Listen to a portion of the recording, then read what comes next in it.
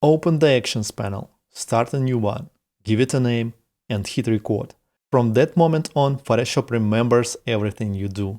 That's the secret to automating anything. What could possibly go wrong, right? Well, as it turns out, a lot, and that's exactly why you're here. In this video, I will help you dodge all of the common pitfalls and finally build seamless, dreamy, bulletproof retouching actions you deserve. First rule of Action Club: know your workflow inside and out before you hit record. Make sure it's clean. Why? Because Photoshop records everything, and yes, every single mistake. You can organize actions into folders, which is a lifesaver. Let's create a new folder and record an action, for example, for a black frame. I'll copy the layer, set black as the foreground color, and fill the background layer with it. Then I select background copy and scale it down a little. Done. Now, did you notice? When I selected layers with my mouse, Photoshop dutifully recorded the exact names, background and background copy. But what if my file doesn't have layers with those names? Personally, I always rename background to original because it contains, the original image. So let's rename it, run our black frame action again, and we get completely black image instead of a frame. To stop this from ever happening, here is your first pro tip. Create an actions in a non-specific way. How? Let me show you. Working with layers efficiently requires knowing the right hotkeys. Let's say you have a multi-layer document. These are your essentials. To select a single layer, Option left square bracket selects the layer below the current one. Option right square bracket selects the layer above the current one. To select multiple layers, for example for grouping, Option Shift left square bracket adds the layer below to your current selection. Option Shift right square bracket adds the layer above to your current selection.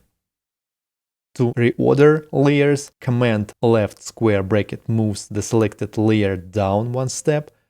Command right square bracket moves it up one step. Command Shift left square bracket sends it straight to the very bottom. Command Shift right square bracket brings it to the very top. These shortcuts are game changers. Make sure to save this video so you don't forget them. Alright, let's redo this action the right way. I will delete the old steps and hit record again. First I duplicate the layer, then I press Option left square bracket to select the layer beneath it. I set black as the foreground color and fill that bottom layer by pressing Option Delete. Next I press Option right square bracket to jump back and press Command T to scale it down. Finally I hit the stop button. And look, there are no specific layer names recorded in this action. This makes it more universal. Now it will work regardless of what your layers are called. Here is another classic pitfalls. Imagine you are working on a file with a stack of adjustment layers. You finish tweaking the saturation and decide to add your black frame. You run the action, but it duplicates the hue saturation layer instead of your image and fills the initial layer mask with black. So how do we fix this? We need to give the action a clean, solid starting point. You have two options. The first option, manually select your base image layer before running the action. Simple, but you have to remember. The second option is the pro way, so build the clean starting point directly in the action. And here is how. Create a new blank layer, Command Shift N. Send it to the very top, Command Shift right square bracket. Merge all visible layers into one, Command Option Shift E. This flattens the adjustments into a single solid image layer at the top. Now, with this perfect base layer in place, I will do all the things I did before. Copy the layer, select the backward layer, set foreground color, fill the layer with black, select the top layer and scale it down. Finally, let's keep things tidy. I will add a backward layer to selection by pressing Option Shift left square bracket, group layers, Command G, and name the group black frame. So this action is now bulletproof. It doesn't care about your layer names or how many adjustments you have on top. It always works. So let's test it. I've got a chaotic file here, lots of layers, and I stop working somewhere in the middle, and this layer isn't even visible. Now I'll simply select my black frame action and hit play. And it works like an absolute charm. One more pro tip. Remember, you can assign a custom hotkey to any action. This means you can run your most used actions from the keyboard, turning complex routine into a single keystroke. These are the core concepts you need to start building your own actions. But in my opinion, the real magic starts when you unleash them in batch processing.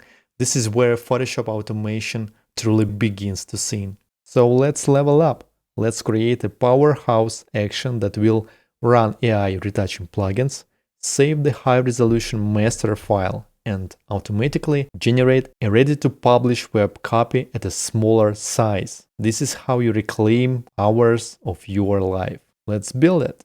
For this, I will be using the Retouch for Me AI plugins. If you attend my free webinars, you know I always recommend applying them through the Retouch for Me Photoshop panel. You just select the plugins you need and click Retouch. You can even get the results as separate layers. But what happens when you try to record an action using the panel? Let's see. I will select the plugins for this specific image and hit Retouch. The panel creates beautiful, separate retouching layers. Perfect. I stop recording, and here is the catch. Photoshop only recorded the fact that I started the panel. It didn't capture which plugins I chose or their settings. This means the action isn't reliable for batch work. The panel itself has a brilliant batch processing feature and I highly recommend it, but for this lesson I want to go further. I want to build an action that applies AI retouching but also saves the master file and creates optimized web copies, all in one go. Alright, let's build this custom action from the ground up. I will name it descriptively so I know exactly what it does. Applies Heal plugin, Dodge and Burn, Portrait volumes, skin tone, skin mask, white teeth, and makes web files. Find the link to the plugins in the description. This action is designed for simple single-layer photos, so we can skip the initial merge step. Our goal: one click that delivers a full-size retouched JPEG and ready-to-post social media version. First, I duplicate the layer because I will apply skin mask to it. Now I will run the first plugin, Filter, Retouch for Me, Heal. It removes small blemishes. We must run the plugins directly from the filter menu, not from the panel. This is the secret sauce. A critical step: make sure you uncheck this Make Mask checkbox. We want the plugin to work directly on the layer. Then click Apply. Next, I run the Dodge and Burn plugin. It smooths out the skin. Making sure to uncheck Soft Light layer. I continue with Portrait volumes. It increases visual volume. Uncheck Soft Light layer. The skin tone smooths out skin color. Again, uncheck Soft Light layer. Now for a smart trick. I add a layer mask and run the Skin Mask plugin. This confines all of the previous corrections to the skin areas. I press Command E to merge everything down, then run the White Teeth plugin. I prefer to run it with a slightly decreased whiten. Also uncheck Make Mask box. And just like that, the AI retouching is complete. Now the most important step for batch processing: you must include the save command in your action.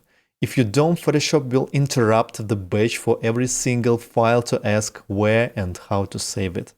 Let's record that step now. I will click Save As. My files are right here. I will create a new folder called edited and save the file as a high quality JPEG inside it. Done. The master file is saved.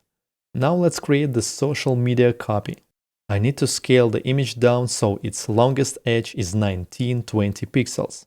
You might think to use image size, but that dialog lets you set dimensions for both sides. It works for landscapes, but I also got portrait photos. Frustrating, right? Of course, I have a pro trick for this. Go to File, Automate, Fit Image.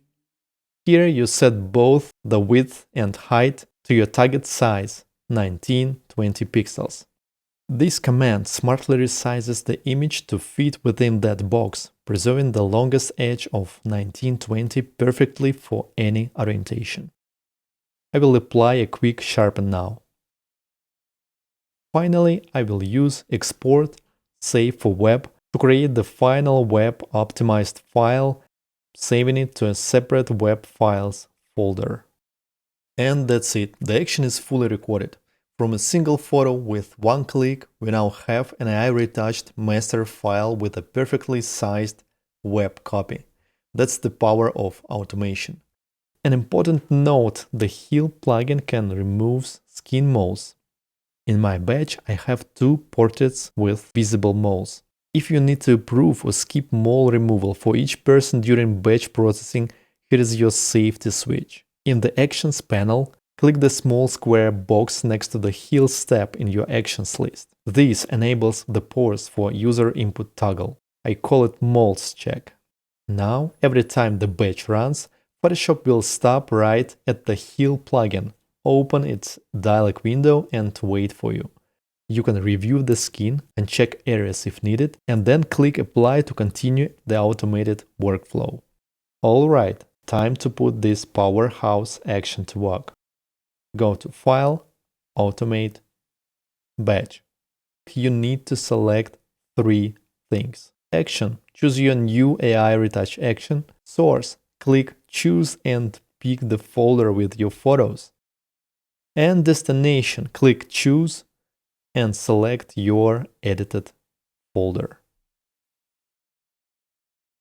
Here is the crucial step. You must check the Override Action Save as Commands box. Even if the destination folder in your action matches the one you just selected, this checkbox tells Photoshop, use the folder I'm specifying now. If you skip this, files can save to the wrong place or cause errors. My web files folder is already defined within the action itself, so those copies will be saved there automatically. Everything is set. Let's hit OK and watch the magic happen.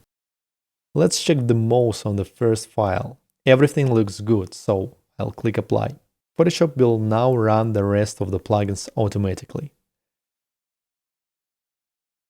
In this image, I see a mole I'd like to keep. I can restore it right now using the eraser tool on the plugin's layer mask. Alternatively, for maximum flexibility, you could save the entire retouching as a layered PSD first and restore details later.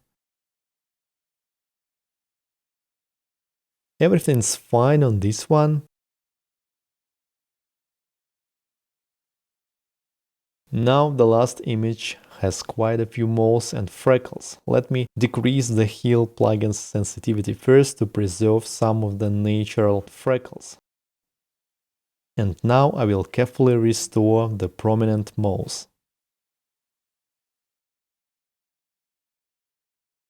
Perfect. Now let's see the original output. Here is my edited folder with all the retouched files. And here is my web files folder with the perfectly sized copies. Let's verify the trick worked. Check the resolution on these vertical portraits. 1920 pixels on the long edge. The Fit Image command worked flawlessly. Now for another series of images, I only need to run the Fabric plugin to make the clothing look crisp and clean. Instead of building from scratch, I will modify my existing action. I will select my master action, duplicate it, and rename the copy to fabric. Since I don't need two other plugins, I will simply delete those steps from the list. I also don't need the initial duplicate layers step, so I will remove that too. Now I will click inside the action to set the starting point and hit record. All I need to do is run filter retouch for me fabric. I will make sure to uncheck the make mask box. Click apply. I hit stop to end the recording. I will drag this new fabric step to the very top of the action list. Here is an important detail about reusing actions. The first save as step in your action will be overridden by the destination folder we choose in the batch dialog. However, the second save step, the export for web, is hard-coded to the original folder from where we first recorded it. This means if I run the fabric action on a new photo shoot, the web files will still try to save into the old web files folder from the first photo shoot. To fix this, we need to update that path directly inside the action. Here is how. First, I need to make sure the image is scaled down, so I do it using fit image command. If I skip this, I would export full-size file. Next, I double-click the export step itself. This opens the export dialog as if I were recording it fresh. I will create a new web files folder and save. Photoshop now updates this step within the action with the new folder path. Perfect, let's run it. I will choose the folder with my photos and select the destination for the full-size results. All paths are now set correctly. And this is how it works. Photoshop automatically saves files to those specific folders. Well, you can finally sit back and relax. Let's check the results. Everything looks perfect. I'd love to award you an official Actions Master degree right now, but the diploma only comes with practice. You now have all the knowledge, the rest is up to you. Keep building, keep automating, and keep saving your precious time. I believe in you.